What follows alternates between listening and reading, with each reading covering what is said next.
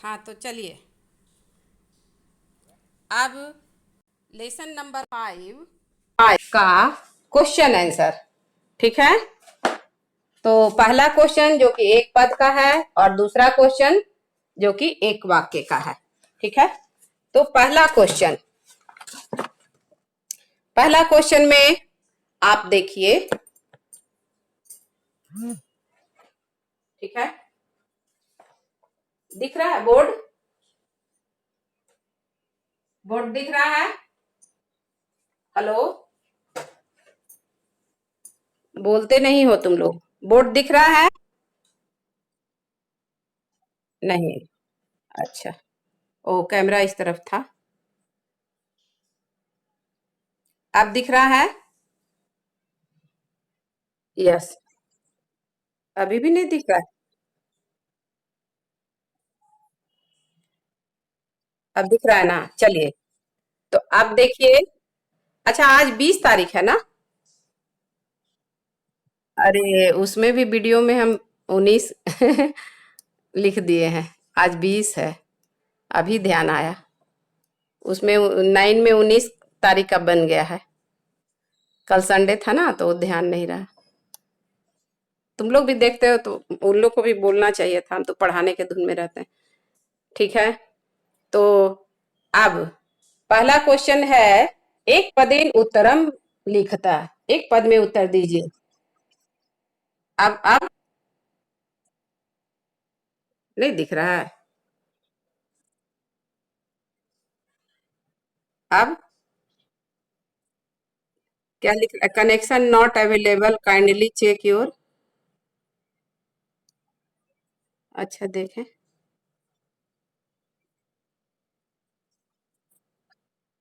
अब दिख रहा है? हाँ। अच्छा, चलिए, हम तो वीडियो डालते ही, अब बोलते भी हैं। ठीक है, अब तो क्वेश्चन में पहला क्वेश्चन है, वृषभः दीनः इति जानन् अपि कः तं नुद्यमानः आसीत्। बैल कमजोर था, यह जानते हुए भी कौन उसको जबरदस्ती मतलब धकेलते हुए ले जा रहा था? तो कौन ले जा रहा था? किसान। किसान है ना, बैल से खेत जोतो यार। यस, तो कृषि का हुआ राइट आंसर। और दूसरा आंसर कृषि वाला। कृषि वाला भी हो सकता है, यहाँ पर लिख ही दे रहे हैं। ठीक है, कृषि का, कृषि वाला। ठीक है,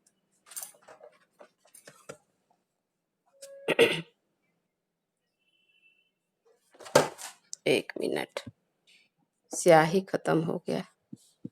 कृषि वाला। दूसरा क्वेश्चन, वृषभ कुत्र पपात। तो वृषभ क्षेत्रे पपात या भूमौ पता पपात। ठीक है, क्वेश्चन नंबर 3, इसका मीनिंग क्या हुआ? बैल कहाँ गिरा? तो जमीन पर, खेत में। तीसरा, दुर्बले सुते कस्या अधिका कृपा भवती। हिंदी मीनिंग क्या हुआ? कमजोर संतान पर किसकी अधिक कृपा होती है? तो माता, माता की अधिक कृपा होती है। ठीक है, क्वेश्चन नंबर 4, पिता के लिए यहाँ कोई जगह नहीं है, माता। ठीक है, कयो एक शरीरेन दुर्बल आसीत। कयो, कौन, मतलब दो में से कौन शरीर से कमजोर था? तो दो में से कौन? बैल भी हो सकता है, ठीक है, शेर भी हो सकता है, बाघ भी हो सकता है। इसलिए यहाँ कयो का मतलब हुआ, इस कहानी में बैल का वर्णन है, इसलिए होगा बलि वर्दयो, सप्तमी विभक्ति का द्विवचन। दूसरा आंसर वृषयो, ये भी राइट हो सकता है। और तीसरा आंसर वृष भयो, ये भी राइट हो सकता है। तीनों में से कोई भी लिखोगे सही होगा। ठीक है, क्वेश्चन नंबर 5, चंडवातेन मेघरवैश्च सह कह समझायत। चंडवातेन मतलब तीव्र गति से, और मेघ मीन्स बादल, और रव मीन्स होता है आवाज, ध्वनि। तो मेघों के ध्वनि से, अर्थात मेघ के गरजने से, ठीक है, गरज के साथ, कह समझायत, कौन उत्पन्न हुआ? क्या उत्पन्न हुआ? ठीक है, क्या होने लगा? तो प्रवर्षा है, वर्षा होने लगी, इसलिए प्रवर्षा बुकिस्ट लैंग्वेज हुआ, और अपने से लिखेंगे आसान में वर्षा तब भी राइट होगा और वृष्टि तब भी राइट होगा। एक क्वेश्चन का 3 आंसर। क्लियर। अब क्वेश्चन नंबर 2, अधोलिखितानां प्रश्नानां उत्तराणि संस्कृत भाषया लिखता। अधोलिखित मीन्स नीचे लिखे गए प्रश्नों के उत्तर संस्कृत भाषा में लिखें। पहला क्वेश्चन, कृषकः किम करोति अस्म। किसान क्या कर रहा था, तो कृषकः क्षेत्र कर्षणम, क्लियर, करोति अस्म, किसान खेत की जुताई कर रहा था। यहाँ अस्म में अव्यय वर्ड है जिसका मीनिंग होता है था। अगर विसर्ग डाल दिए तो हो जाएगा वयम अस्मः, वो प्रेजेंट टेंस हो जाएगा, और ये अस्म पास्ट टेंस है। अस्म अव्यय वर्ड है जिसका मीनिंग हुआ था। और करोति, करोति तो प्रेजेंट टेंस है लट लकार, लेकिन अस्म लग गया तो पास्ट टेंस हो गया। ठीक है, करोति अस्म मीन्स कर रहा था। क्या कर रहा था, कृषकः क्षेत्र कर्षणम करोति अस्म, किसान खेत की जुताई कर रहा था। क्लियर। क्वेश्चन नंबर 2, माता सुरभि किमर्थम अश्रूनि मुंचति अस्म। माता सुरभि किस लिए आंसू बहा रही थी, तो भूमौ पतिते स्वदीन पुत्रम दृष्ट्वा, स्वपुत्रम सिर्फ नहीं, स्वदीन पुत्रम दृष्ट्वा, अपने कमजोर बेटे को देख करके माता सुरभि अश्रूनि, ठीक है, मुंचति अस्म, स्याही इसमें थोड़ा लाइट है। ठीक है, बोल रहे हैं तो आवाज क्लियर रहेगा। ठीक है, अस्म में विसर्ग किसी कीमत पर नहीं होगा, याद रखना। यहां पर भी अस्मा, तो फिर से इसको हम जूम कर दे रहे हैं। भूमौ पतिते स्व दीन पुत्रे, दीन दीन पुत्रम दृष्ट्वा, ठीक है, स्व दीन पुत्रम दृष्ट्वा माता सुरभि अश्रूनि मुंचति अस्म। स्वदीन पुत्र, हाँ अच्छा, आगे क्वेश्चन नंबर 3 एकदम क्लियर कर दे रहे हैं। ठीक है, दृष्ट्वा माता सुरभि अश्रूनि मुंचति अस्म, मुंचति। ठीक है, क्वेश्चन नंबर 3, सुरभि इंद्र से प्रश्न से किम उत्तरम ददाति। सुरभि इंद्र के प्रश्न का क्या उत्तर देती है, तो सुरभि इंद्रस्य प्रश्नस्य इदम उत्तरम ददाति। इतना तो क्वेश्चन में ही है, इतना लिखने के बाद डैश देना। फिर पुत्रस्य दैन्यम दृष्ट्वा, पुत्र की दीनता को देख करके अहम रोदिमि, मैं रो रही हूं, यह उत्तर देती है। क्या उत्तर देती है, कि पुत्र की दीनता को देख करके, ठीक है, मैं रो रही हूं कि मेरा पुत्र कमजोर है, फिर भी किसान को उस पर दया नहीं आ रही है और वह उसे जबरदस्ती खेत की जुताई करवा रहा है। ठीक है, तो पुत्रस्य दैन्यम, दैन्यम मेन तो ये है, दृष्ट्वा अहम रोदिमि, मैं रो रही हूं। क्लियर।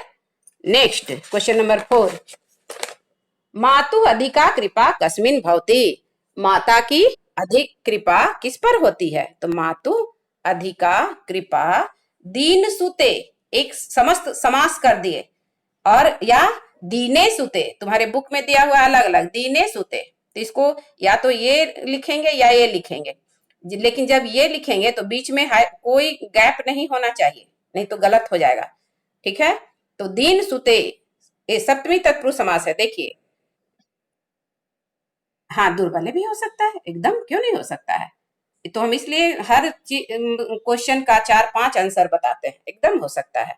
तो मातु अधिका कृपा दीने सुते, दीन सुते या दुर्बले सुते या दुर्बल सुते, ठीक है, भवती, कमजोर बच्चे पर माँ की विशेष कृपा होती है, अधिक कृपा होती है। ठीक है, नेक्स्ट क्वेश्चन, इंद्र दुर्बल वृषभस्य कष्टानि अपाकर्तुं किम कृतवान।